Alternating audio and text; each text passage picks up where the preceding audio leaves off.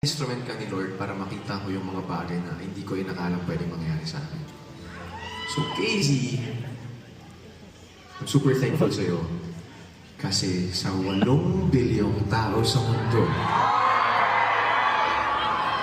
si DJ Montelde ang pinili mo.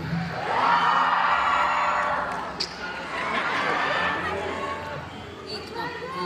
Ay, makeup mo ba? Kala ko sweet. Yung makeup ko. Joke ko lang. Pero syempre, ako din gusto ko magpasalamat sa inyo. Kasi sabi mo kanina, di ba?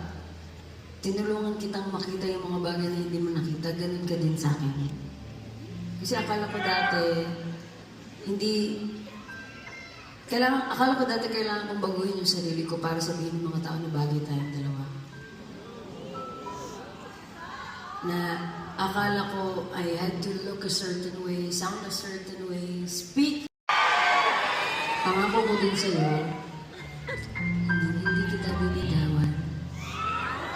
At hindi kita papabayaan. I love you.